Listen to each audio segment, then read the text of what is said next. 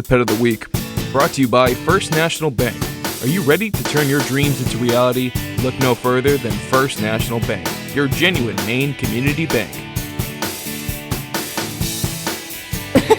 Hey, excuse me. So this is the second time we've had Walter on the show because he's so naughty and evil and scary. He is, Yep. yes. But there is a whole conversation to be had about that. There really is, yeah. So Walter is already starting to display some resource guarding tendencies. Yeah. And for those people that aren't familiar with resource guarding, it basically means that whatever Walter decides is his, and you're going to have a very difficult time getting away from him. Yeah. And that as a dog grows and those behaviors aren't nipped in the bud, it can become dangerous, obviously.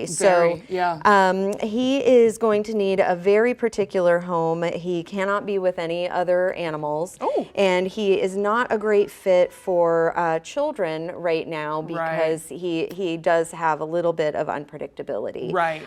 But you can also see that he is an absolute sweetheart. He really is a good boy. He's just, like right now, he's just a very cute puppy. He's happy-go-lucky. Mm-hmm. But it is that type of thing where if it's not taken seriously, Exactly. it could be a bad situation. Right. And the sooner, as a puppy, the sooner we can get him with an owner who's dedicated to doing the training and really advocating for Walter's needs, then the quicker that person is going to be able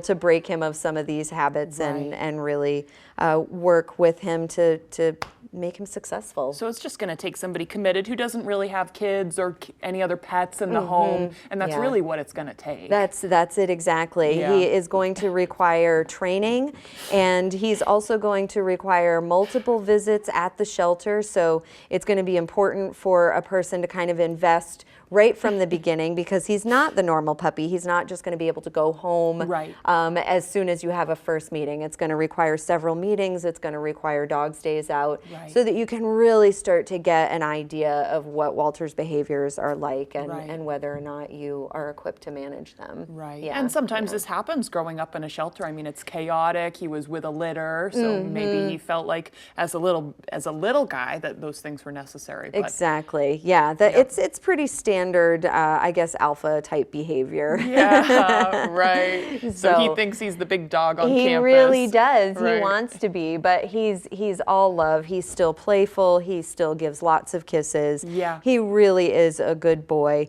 Yep. He's just going to need somebody to invest. And this is a great example of, I know I hear all the time, oh, it's not the dog, it's the owner. Sometimes the dog has a big personality and requires very clear boundaries. Yeah. And it's not because his mom had him at the shelter with the rest of his litter. He was not exposed to any abuse or an anxious environment. He just is the way he is. Right. Kind of like people. We just are the way we are. I love that explanation, though. He'll just need very clear boundaries. I know. It'll keep You're everyone so smart. safe. Yeah, you just think you can get whatever you want. It's true. It's true. It's because you're so cute. You know it. Good boy. Oh, crazy boy. Yeah. All right. So if people want to learn more, they can just come into the Bangor Humane Society, right? Yep, exactly. Or visit us at bangorhumane.org, and you can see Walter's profile. And we've got some additional information at the shelter. But yeah, it's going to require a relationship with us for a while. Makes sense. Sounds good for the repeat offender. Exactly. Oh, and All what right. a cutie he Good is, boy. too. All right. Well, thanks as always, Catherine. Thank you. Of course, we'll send it over to Devin Biggs for our full weather forecast.